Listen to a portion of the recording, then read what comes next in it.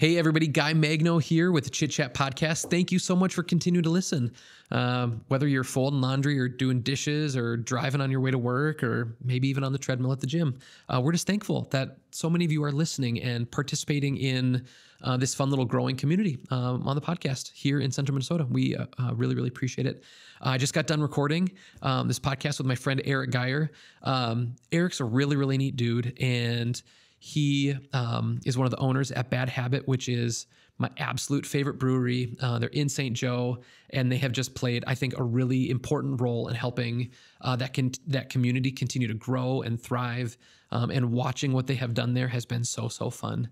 So this is a fun conversation. We talked about beer and music. We were actually both music majors, which is kind of fun, and about like mushrooms and health and how to maybe take some steps forward to make sure that you don't jump off the cliff of 40 years old, but you actually continue to live a really good life. So this is a really, really fun podcast with my friend Eric, and I'm excited for you to hear it now. Eric Geier, thank you so much for coming and joining us on the podcast today. Thank you. It's great to be here. I was excited to get the invite. I haven't seen you for a while. Yeah, it's really good to see you. And I miss you. And you're one of the greatest guys in St. Cloud, and I haven't seen you for so long. And so, coming from you, that means a lot. Yeah, it's great to be here. Wonderful. All right, we're drinking a little little light roast here. I knew we were going to drink coffee. Okay. So I brought something to add to the coffee because I don't just drink regular coffee. Tell me about it. What did you bring? I'm all about the stuff I put in my body lately. Ooh.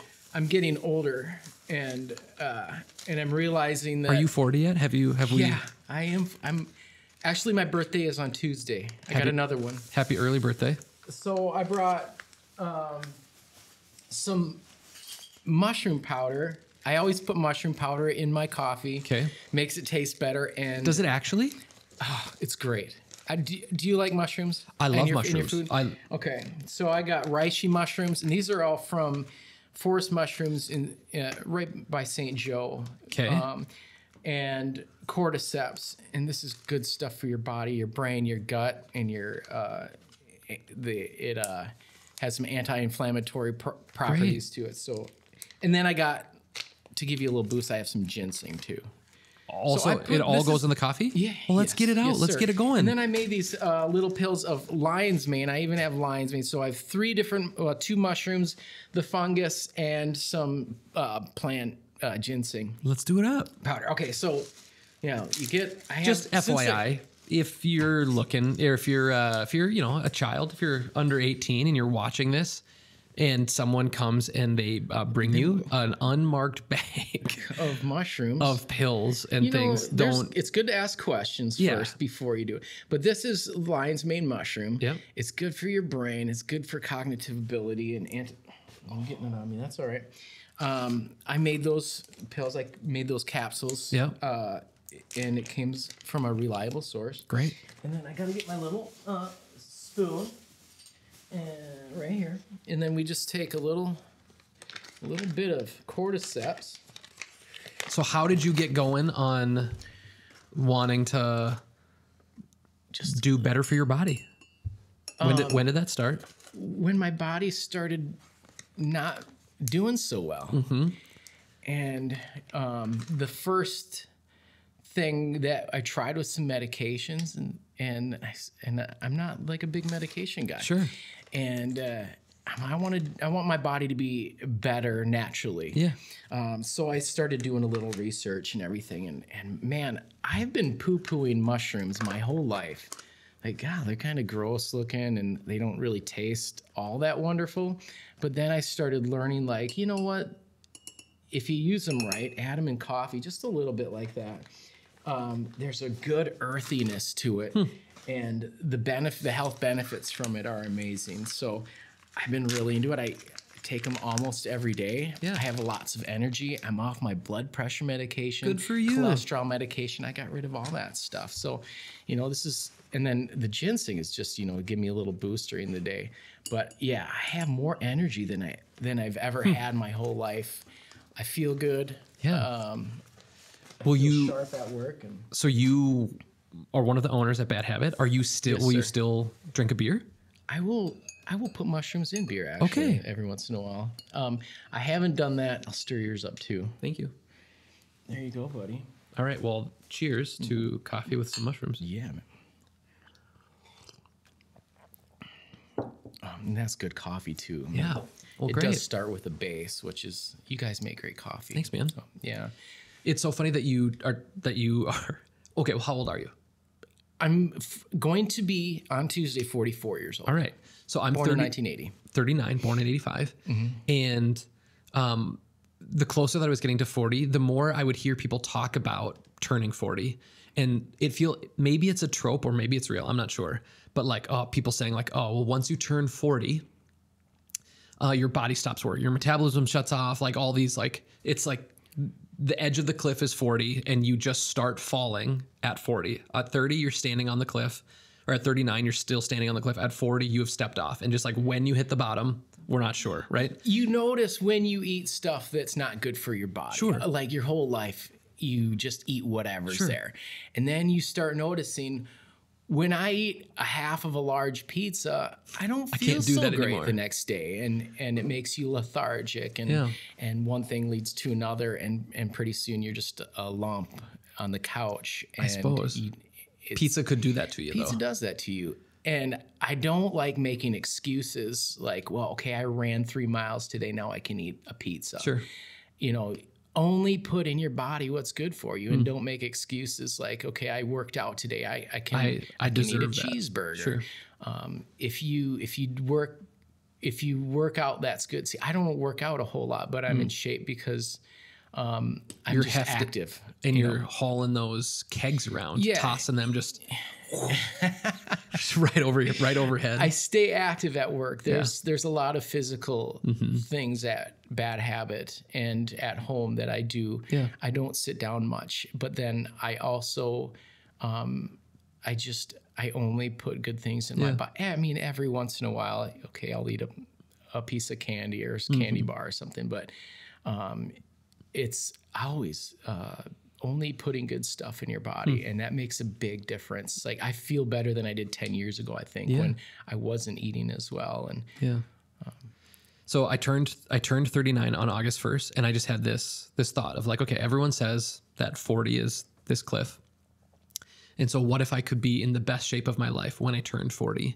And so like on my birthday on August 1st, I made all of these goals for this year. And like one of them, I have you ever heard of 75 hard? No. It's kind of a diet thing. It's kind of a workout thing. It's much more of just like a mental toughness thing. So here are the stipulations for 75 hard. Every single day, you have to, you pick a diet. You pick a diet, whatever your diet, whatever diet you want to stick to. It needs to challenge you. It needs to be, it needs to be hard. And then you have to stick to that for 75 days without exceptions, no cheats, anything. It doesn't matter if it's your birthday. It doesn't matter if it's, some friends are having you over for dinner. You just have to stick to it. So you stick to your diet. You have to drink 1 gallon of water every single day, which a lot of people say is too much. Like you shouldn't drink 1 gallon of water. It is. I don't think I do. But so then here's the deal, though. It's because you have to work out twice every single day for 45 minutes each time. You can't butt them up next to each other. You can't do they have to be spread out. You can't do a 90-minute workout. Right. You have to find 2 45-minute blocks in your day to work out. One of them has to be outside. No ifs, ands, or buts about it. Doesn't matter what the weather's doing. You're outside. So in a tornado, and again, I'm not afraid of storms. And so like I was not, the fact that like the alarms are going off, my life experience has taught me that in Minnesota at my house where I live, and I've lived since I was a child, we have never had a tornado. And so like I was out for a run in the rain. No alcohol, no booze. And you have to read 10 pages of a book. Can't be a fiction, or it can't be a fiction book, but it's something to like make you better. And so like there's a piece of fitness in that. There's a piece of like working out. There's a piece of the diet thing, but really it's like, do you have the mental toughness and fortitude to do it? So I just said like inside of this year, I need to do 75 hard. And I started it on my birthday and I finished it in mid-October, and it was absolutely intense. I've never done anything quite like that before, but that's a great way to live. Just keep doing that your whole life. That's kind of Yeah, the 2 workouts a day thing was Well, maybe they don't have to be as hard, you know, as you get older. and it's just too much. It's too much. But Right. I'm continuing in some version of that. But again, it's because as I'm reaching this 40-year mark here, I want to be in the best shape that I've ever been. So Right. And doing like tough mental things is a big piece of that. I know doing things you don't want to do is good. That's Yeah. kind of one of my philosophies. Do hard things. I always tell myself, do things that you don't want to do. That's what makes you stronger and healthier. Yeah. I have a sauna and a cold plunge at home, and Fun. that water gets pretty cold. Yeah. I don't want to go into it, but I know it's good for me, so I do it. And are you usually doing your cold plunge after your sauna? Or will you do? Sometimes I will do it before, or even just a lake plunge through the ice without a sauna. Yeah. But yes, normally every week or a few times a week, I will sauna and then cold plunge, sauna, cold plunge. I'll do 2 or 3 sessions. Yeah. I've heard that one of the best things with the cold plunge is that you let your body come back to temperature naturally. So again, I'm not good at any of this, but what I've heard is that like if you're going back and forth between sauna and cold plunge, that the last thing you do should be cold plunge. It depends on the time of day, I think. In the morning, absolutely. Sure. Yeah, it just gets you fired up. And I have done it at night too, but generally at night, you want to end with warm or a warm shower, and that'll kind of calm you down. The cold plunge in the morning, oh man, that's like a shot of espresso. Yeah. It's amazing. Cool. That's sweet. Did you build your sauna or did you buy it? I built it. Did you? All by myself. It was a gazebo. So I have a little hobby farm outside of Cold Spring. Came with a gazebo and a hot tub out back. A hot tub kind of went to crap and stopped working. And it cost a lot of money to use. And I didn't really find benefits of sitting in hot water at 101, 104 degrees. I've done sauna my whole life. Well, starting when I was 10 years old, I've been a fan of saunas. And I find that there's more benefits to that when you can sit in there at 200 degrees and you sweat and your body's not sitting in chemicals that make you itchy or rashy, and you're breathing that chlorine. I didn't like hot. I didn't like that at all. Yeah. So saunas, I wanted to build a sauna. So I ripped out the hot tub. I put walls in this gazebo. It was only half walls, but I filled it out, put cedar inside it, made it a 2-room sauna. And is the first room like changing and getting ready for it? Yeah. Yeah. There's a warming room. So that way I have kids. They like to do it too. And the thing that ruins it for me is always when somebody opens the door and it just like drops 30 degrees and it's kind of like you got to start over. I want to be able to come and go, or have my kids come and go, and you don't lose any heat. You can just sit in there and it stays 200 degrees. Yeah. And what's the heat source? It is a wood fired that I bought from, I think, Finland. Yeah. I bought the biggest one they had. I like to go big. Yeah. And you can get that sucker ripping. Oh yeah. It's in about an hour. I can go in the wintertime, I can go from whatever it is outside, 0 degrees outside to like 180, 200 degrees. That's great. Fahrenheit. Yeah. That's cool. I have a concrete pad that I poured in my backyard that I thought I wanted to put a hot tub on. And I think I want it to be a sauna instead. I will suggest the sauna. Yeah. Like I would argue that the sauna is you're gonna get more benefits. Sure. It's a great way to. I invite friends over and you have conversations like this, and I have the best conversations in saunas. So I advocate for the sauna over the hot tub. Sweet. All right. I don't know if I've ever had one of our podcasts start quite like this. We just kind of got into it. Eric, we could start over. No need to start over. Just introduce yourself. Tell us who you are. What do you do for work? Who are you? My name is Eric Geier. John Geier, as we discussed earlier. Yep. I got it on my third guess. I went from David to Dave to John. I think that Dave was in the running for a name. Can you call your mom quick? Can we just find out? She would answer. She'd be great to have on here too. She's an angel. Hi, Mrs. Geier. We're excited to have you on. So born in, raised in Watertown, South Dakota. How far from Sioux Falls is that?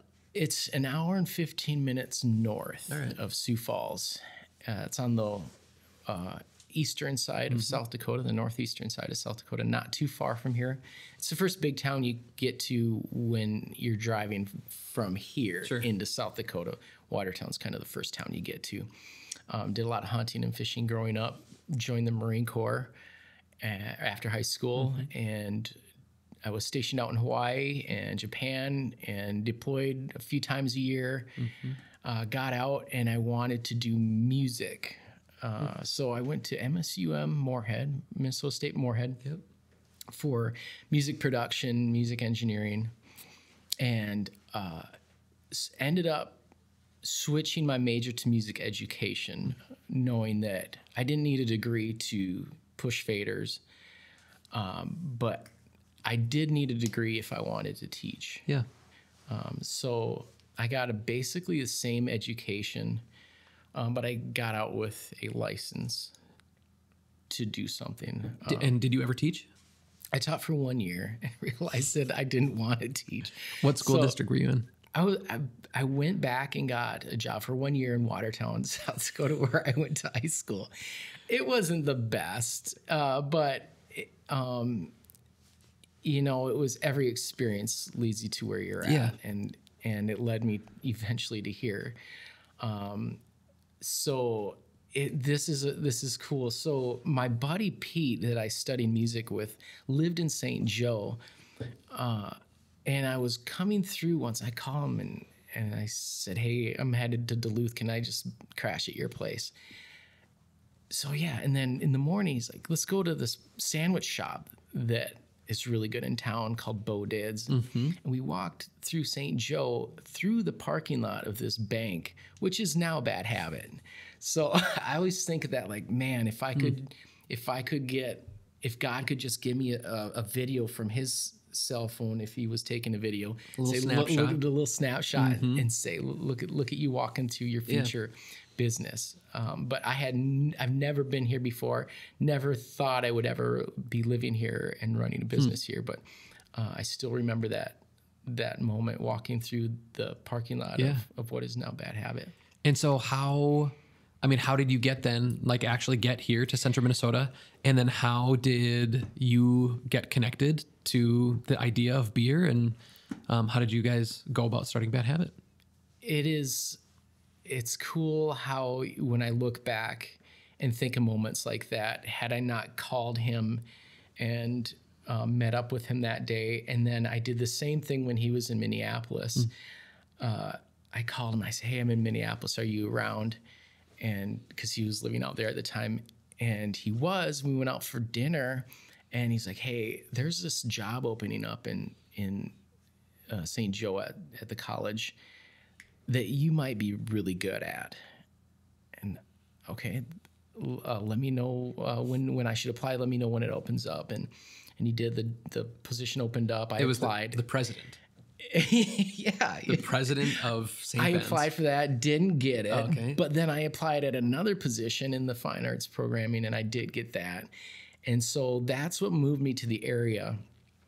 And then another chance meeting, I bought the farm by Cold Spring, and I had all these fruit trees.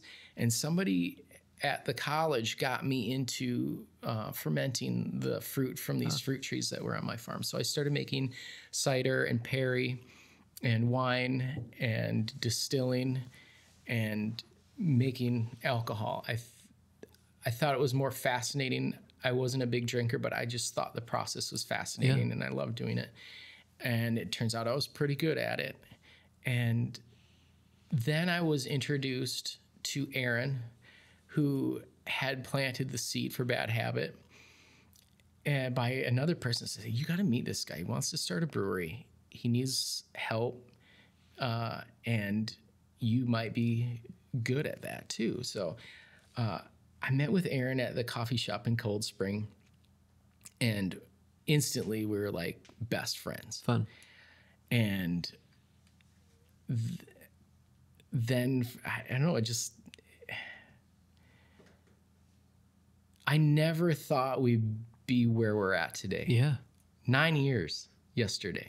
Yesterday. Wow. Yeah, it was our big anniversary. We opened on Halloween 9 years ago. Congrats. So he pitched me this idea of this family-friendly brewery. He told me where he wanted to do it, and I was like, this is it. Like, this is going to be good. Yeah. He was unsure of it. He's like, I don't know if it'll go. Maybe we'll last a year. I don't know if it'll do anything, but it's something he really wanted to do. And in my head, I'm like, no, this is gold. Like this is a great place to be, St. Joe. It's a good college. There's good people there, and they need something like this. Yeah. I mean, it's an incredible community. Right. So we started in a tiny little End unit. In this building, which was built by John Petters. I don't remember what year, like 2010 or somewhere around in there. And I think he did a lot to get St. Joe going by putting that up. And then we moved in, and then almost immediately we're like, we need something bigger. We shopped around, almost left town, but thank God we didn't, because that town is good stuff. Can I ask where did you guys look? What other communities were you looking at when you're looking at expanding? Everywhere that had a space for sale that was open. Yep. In Stearns County, we were looking at everything, and there wasn't much available. The city hall had left the bank building, and they built a new building just a few blocks down. So this space was vacant. Looked at it right away and thought, no, that's not going to work. And then it just kept sitting there, and the wheels started turning. And I'm like, well, I think I remember bringing up, well, what if we did this to it? Or I don't remember what, but we decided, like, yeah, I think that might work. And so we got with a building contractor and laid it all out. And so we were in the little space for 4 years, I believe. And then we've been in the new space, the bank building, for 5. It's incredible. Yeah. So I shot the Kickstarter video for you guys 9+ years, 9+ years ago. And that was the first time that I met you guys. And I remember the conversation with Aaron, because he had a full-time day job, obviously, beforehand. And I was just asking him, like, when are you going to transition, or what will that look like? And I think just in general, when you're starting something, sometimes you can have some self-downs about, like, will it work? And will it be able to pay my bills or whatever? And I remember him saying, like, I think if I play this right, like, maybe in the next 5 or 6 years, he said, maybe I'll be able to step down from my day job so that I could maybe do this thing full time. And I think, like, in 6 months, he had 6 months quit. So it was just me right away when we opened it. I was the only one that was in there during the day, brewing and cleaning and stuff. And Aaron would come in a lot. I can't imagine what his life was like then, working a full-time job and then coming in. Yeah. He's a hard worker. He's a great partner.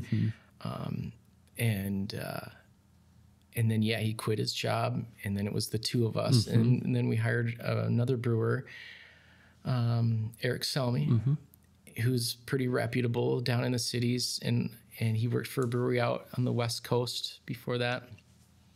He's really good. Yeah. And so he became our full-time brewer.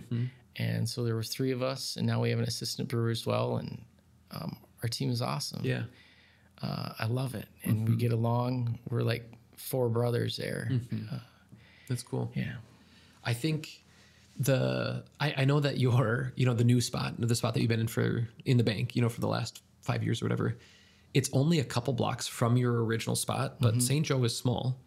And, like, the fact that it feels like it is the very middle, like it is the center and the hub of St. Joe.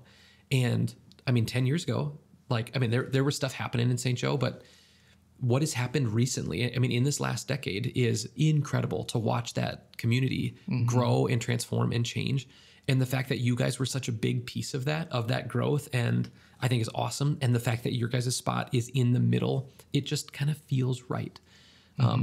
And I mean, you had said earlier, I haven't seen you in a while with, I'm just drinking a whole lot less beer. Not that I ever drink a lot of beer, but, and so I'm not in there as much anymore, but when I'm there, what I love about it, especially the patio, is what you said, the family friendly nature of it. Like showing up with your kids and people are sitting outside and it almost feels like a park, like sitting underneath the big tree. And I know it's kind of a brewery thing, but the fact that you guys encourage and let people bring in food, is such a fun atmosphere and environment. And, what you guys have built there over this last almost decade is really, really cool. So I commend you for that. And it's been fun to watch you guys do all this really, really neat stuff for St. Joe and for our community. That was one of the most important things to us is being family friendly. We both had young kids and we knew it wasn't going to work if our kids couldn't be there. Yeah. So, and we both love kids. Yeah. So I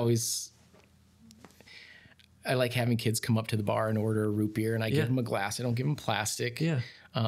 And I've had more adults break glassware than kids, I think. So it's really neat to see that. And it makes our business really great. I love it. I think there's something about the vibe that you're encouraging of just like, if family, like this isn't a place for people to come and just like come get absolutely sloshed. It's being a family environment and the fact that you're encouraged to bring kids and that other people have their kids there. There's just something about that environment that is, I think, kind of special, especially in the kind of the brewery space and the brewery scene. You built a cool thing. I don't know an exact number, but I know there's a lot of places you can go and get a drink in Stearns County, right? But I think what our goal is when you leave Bad Habit, we want you to not be able to wait to come back. Yeah. Just leave there thinking, man, I want to come back tomorrow or next week. I want to do this every week. And I think that's what made us successful. We get the same people for the most part coming back every week because we have something different. We treat them well when they're there and we have a nice clean environment. Yeah. That's friendly to pets outside anyway and kids. So yeah. It's cool. So if you're listening and you haven't gone and had a really delicious IPA, or if you're into like stouts or lagers or other gross things, you should absolutely go in and see Eric and Aaron and have just a really, really nice time, especially sitting on that patio. Although with this most recent snow that came, I'm guessing the patio we're on the edge. Patio's kind of shut down, but you never know. Yeah. We could get a 65, 70 degree day again. Isn't it incredible how in Minnesota, like, I mean, in December, let's just say that we had some like weird day that hit like pushed up to 50 degrees, right? Like in the summer, if it hit 50, it would be the end of the world. Everyone had their coats on. It'd be terrible because it's supposed to be warm. But when it's supposed to be really cold and we get those little like glorious days where like the sun comes out, the and wind dies 50, down. Yeah. It's like, where's my shorts? Where's my t-shirt? I think we did last year or the year before have the people on the patio in December. Nice. Yeah. Yeah. That's cool. I think I saw the weather. I mean, this upcoming week, it's supposed to be 80 again. Tuesday, it's supposed to be 80 degrees. There's snow on the ground right now and it'll be 80. So this upcoming Tuesday, you should go and have a beer at Bad Habit. Be cutting grass again. Yeah. So, okay, you guys are nearly a decade in to running Bad Habit. What is next for you guys? What's on the horizon as you're thinking about growing, That's a good question. We did build out on the bank that we bought almost immediately. How many square feet did you add? Oh boy, I can't give you an exact number. And a lot of that was, I mean, there is the new like the additional seating area. There's a lounge area that fits about 100 people in there for private parties. It's got a separate bar and separate bathrooms. And then there's we added on the production area and then a warehouse area. And was the additional production space, was that super helpful? Yes. Yeah. Oh, I mean, how many gallons were you able to add to your production? So we increased the size of the building itself, but we did not increase the size of the brewing system. Really? We kept it 5 barrels, which allows us to have a wide variety of different flavors constantly changing our menu. Every week we have something different. And I think that's something that has been beneficial to us from the start. Rather than buying a big system that might be more efficient, making bigger batch sizes so your costs are lower. Yeah, we pay more per batch. You know, our costs are higher, but I think that's like, we wouldn't be what we are if we weren't doing small batch stuff like that. So we got a brand new brewing system and kept that 5-barrel size, which is like 155 gallons. Yeah. That's cool. Yeah. It's just a completely different way to think about it. You know, I think in business, often one of the metrics that you're looking for is efficiency, you know, Always, but if that next step of efficiency changes kind of the ethos of what your business is, the efficiency is not worth it. Exactly. Yeah. I think that's a valuable, I mean, I'm trying to think about in our stuff where there are versions of that, because, you know, we're often looking for how do we drive efficiency here in this thing, but efficiency isn't always the right metric to look at. Right. Yeah. Right. I think our next step up will be more distribution. So we concentrate, like I said, we want a good home base where people want to go and visit and bring their families.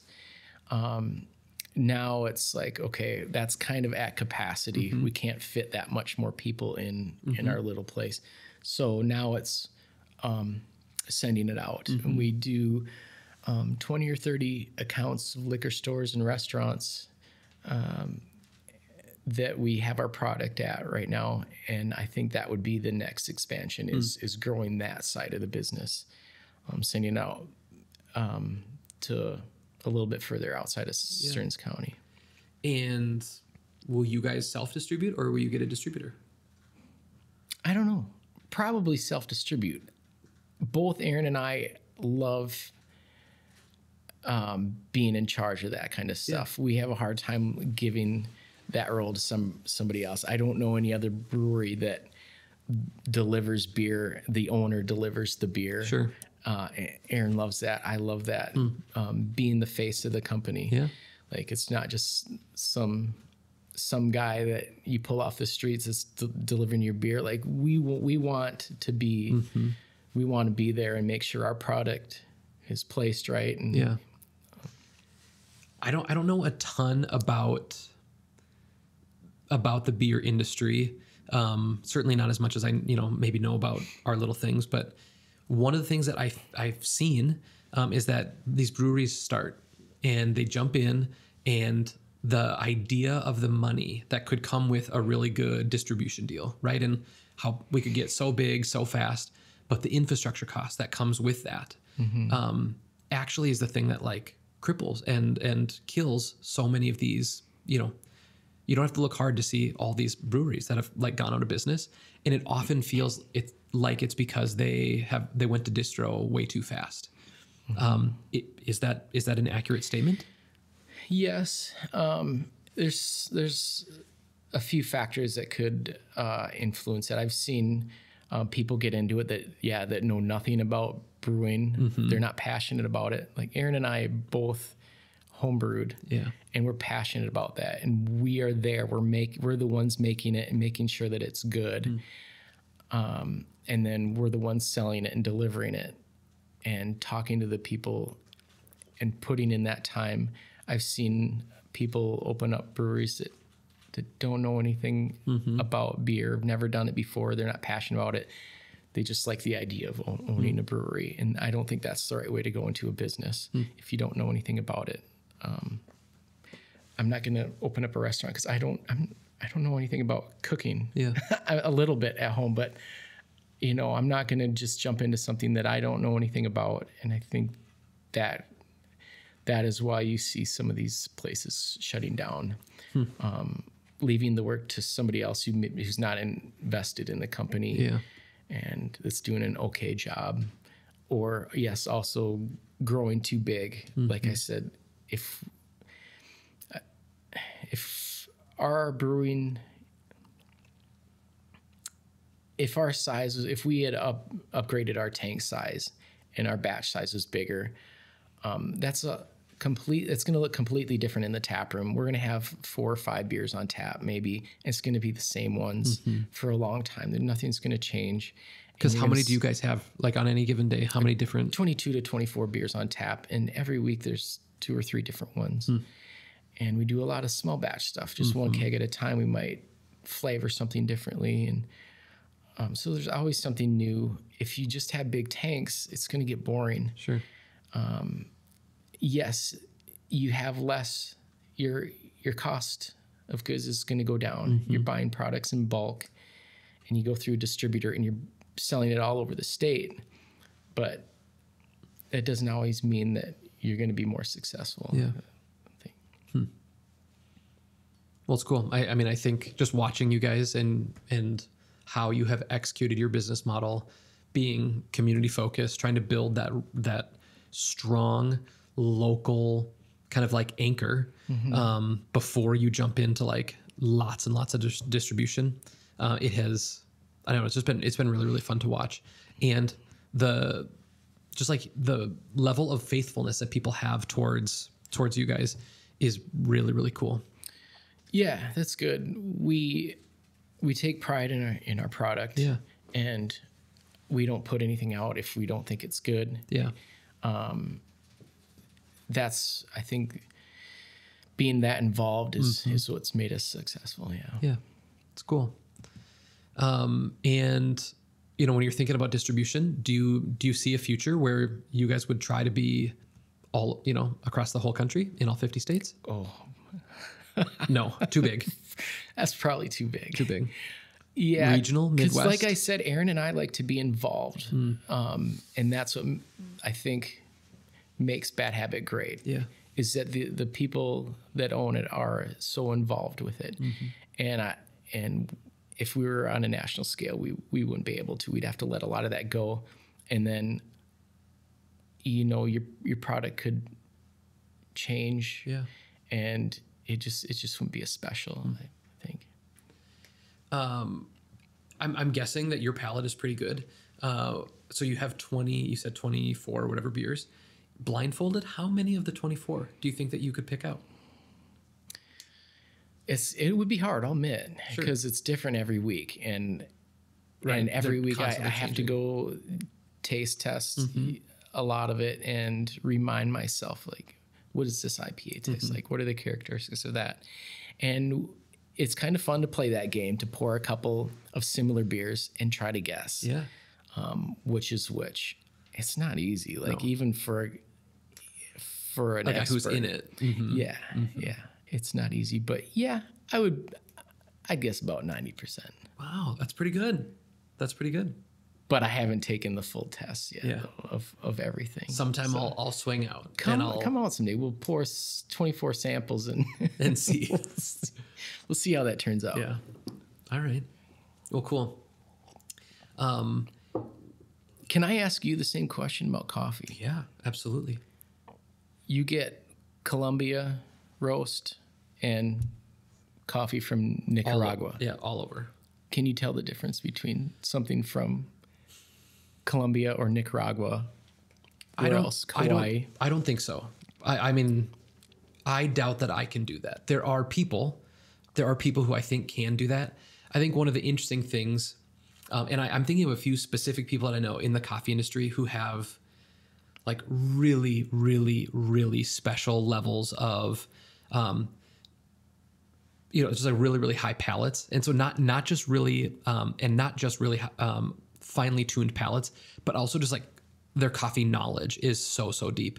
And well, I think one of the interesting things though, is that it depends on also how you roast that coffee. Right. So if you get a coffee from Ethiopia, right, often the coffees that you get from East Africa, they're roasted light.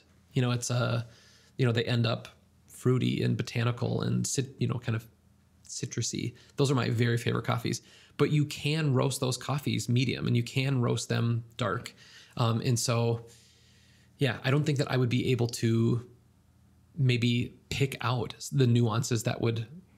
Why is that coffee from that country specific or unique? I don't know if I have the ability to do that. And I'm sure that there are people out there, but sadly not There's my people palate. that say they can, at least. Yeah. There are for sure. And I want to say, like, I can 100% Yeah. tell which beer is which, but I'll be honest. Yeah. I'd like to be humble. Yeah. I can't. Yeah. There's some that I mean, I'll know what style it is for sure. I can pick out a style, but when you're talking about, there's so many hops these days that you can't keep them all straight anymore. I don't think. And I mean, they're being genetically modified and stuff, right? Yes, I mean, like hybrids of these kinds of things. And so they're similar, but nuanced. And I mean, do you follow the wine world at all? Like, you know, I used to love wine, and I don't anymore. I haven't for a while. The process to become a sommelier is unbelievable. Yeah. And what those people need to do, like their, you know, that final test, they, you know, sipping wines and they're picking like what region, like not just what country it is, but like what region and what vintage. I think I mean, there are people with palates that are really, really special and really different. And so just like that thing exists in wine with some of that really, really, really, you know, some of that specificity with their palate. Yeah. That exists in coffee too. They're called Q graders, and they have a really special, different kind of palate, which sadly I do not have. Yeah. Maybe someday I'll be able to tell where the grain is, which state the grain is grown in. Is that Iowa? Wow. What a great vintage. Wait, it was a dry, fruitier than South, but a dry season. South Dakota's a little dustier. Yeah, but a dry season. Yeah, this was interesting. Arid. They had an arid summer. Someday I'll be that good. Yeah, maybe 9 years. The next 9 years. The next 9 years. That's the goal. That's the goal. You got to keep working on it. You know, it's nice to have goals. Yeah. Is there, okay, so in wine, you know, you're trying to become a sommelier. In coffee, it's Q grading. Is there an equivalent in beer? Yes. They call it, oh man, I can't think of it right now. Dang it. Get it. You got it. Dig in that mind palace. Oh my gosh. I don't even want... Can't do it. Can I take a bathroom break? Can we? What about with powdered mushrooms? Yeah. Are there Q graders for powdered mushrooms? No. Maybe M graders. Yeah, there you go. Okay, so as you've gotten more into health, how did the journey on health stuff? Like, how did you get into the powdered mushroom thing? Just trying to find out what's good for my body that without taking medications from the doctor, because I was with a lot of work comes times of depression and I was on an antidepressant and it was just messing my body up. I was tired a lot during the day and lethargic, and I felt like it maybe was doing more bad for my body as a whole than good. So I wanted to try to fight depression and anxiety in a different way. It took me a long time to titrate off of the SNRIs that I was on. And there wasn't much help out there, especially from the doctors. So I was kind of on my own. It was, I mean, if you want to get in, we could do a whole nother podcast on that. But I was able to get off of my antidepressants. It was good when I needed it, but I felt like I didn't need it anymore. And there's other things. Cool. So I got off that, and immediately I got off my heart medication because that medication was making my heart go up, my blood pressure. So then I got off that medication, and I got off my cholesterol medication. So I don't take any medications anymore. I just try to put good things into my body, and that seems to be good enough. I have more energy than I have ever had. I don't take naps. I get up early. I feel like I'm not too overweight. I'm not skinny, but I feel good. Good. Your gut is important. That's something I've learned is that if you have a good microbiome in your gut, man, it affects your brain, it affects your muscles. So then I found out, I don't remember, maybe it was Huber. I listened to Huberman Lab podcast, And it was probably him a long time ago that started talking about it. And so I began experimenting with mushrooms and fungus, and instead of and less alcohol, like you said too. Yeah. Alcohol's awful for you. I love a beer once in a while, but I don't think that a person should drink a lot of it. Yeah. Unless it's Bad Habit beer, of course. But I have family members who have died and are sick from alcohol. And I didn't want to end up like that too. So do you feel any sort of moral weight? I do. Yeah. Yeah. How do you navigate that? Being a purveyor of beer? I tell people what I just told you. I said, it's great to have a beer once in a while. But when you get to drinking it more than one should, 4 or 5 a day or more every day, or you start cracking bottles of whiskey, that's not good for you. Beer, alcohol is toxic. But just like anything in moderation, it's great. It loosens you up. It gets you to do things that you wouldn't normally do. That could be good. That could be bad. If that's a bad thing for you, then don't do it. Sure. I don't need everybody's business. Like, we have a great product. We have enough customers, but I'm not going to sell you beer if beer isn't good for you. Sure. Yeah. Yeah. Sweet. I think it's an interesting thing to like think through. And yeah, it's neat to hear that you're thinking about even just those kind of the moral implications of that. I do think about that a lot. Yeah. More than what one would think. Yeah. I think, like I said, we're family friendly, so we're not getting crazy.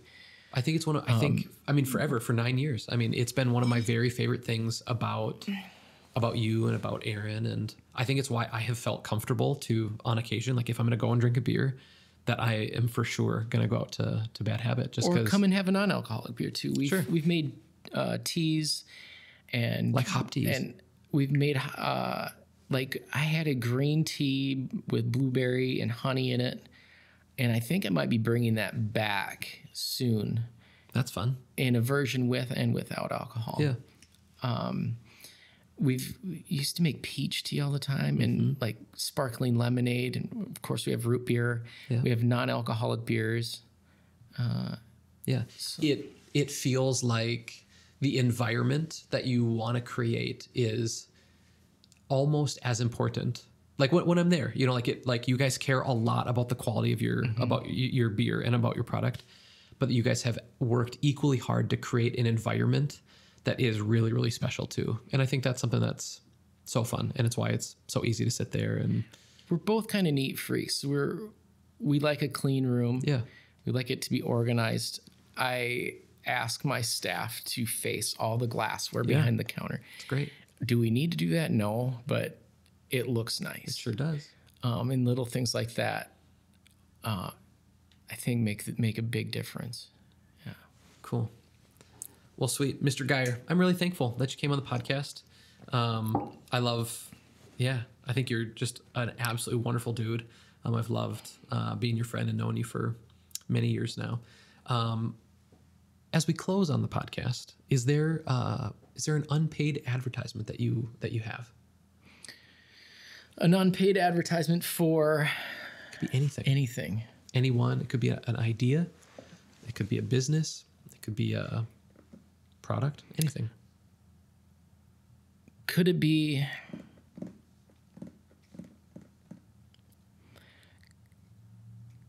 lessons about life? Yeah. Something like that. Okay. Yeah. It can be anything you want it to Here's be. my life lesson. And maybe it's not a life lesson, but I think it is. Okay. It may sound weird right away, but let me elaborate. Listen to music, and not just listen to it, but listen to it on good speakers. I think not enough people What? Is this okay? That's great. Yeah. This is your unpaid ad. It's like watching TV on an old tube TV. Yeah. And then one day you look at it on an HD plasma screen and you're like, whoa, I've been missing a lot of stuff. The same with speakers. There's too many crappy speakers out there that look cool that people buy. And so I have a music studio. I have a music pass. I have studio speakers in my house, and I do have a studio on my farm. And when you listen to music on really good speakers, you hear things that you've never heard before on songs you've been listening to your whole life. And if you haven't cried listening to music, then you're listening to the wrong music. So your recommendation, just to be clear, is put some AirPods in and get Taylor Swift just ripping. You could do that. But this isn't the recommendation. But there's a better life to live. There is. You only live once. You should listen to it on good speakers. What's the last album that you've listened to that made you cry? That made me cry?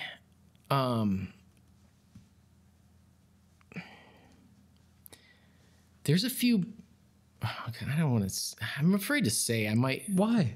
People might make fun of me or judge me. It's just me and you, right? Right now, anyway. It's just me and you. You don't have any subscribers yet, right? Yeah, none. Okay. Yeah, there's nobody listening. Good. Paul Simon. Okay. Can write some pretty touching lyrics. Yeah. I get emotional, I think, with maybe Queen. Really? Fat bottom girls. Yeah. What is more beautiful? Yeah. What Queen song? What Queen song is? I just know that he has so much passion in his music that it can get emotional. Yeah. Paul Simon's Bridge Under Troubled Water. Yeah. Is when you really listen to that, and if you're going through a rough time, that's a good one. Yeah. I don't want to let it. That's great. Those are both wonderful. Those are both Just wonderful off the top options. of my head, Yeah. I know I've shed a tear for Bridge Over Troubled Water. Cool.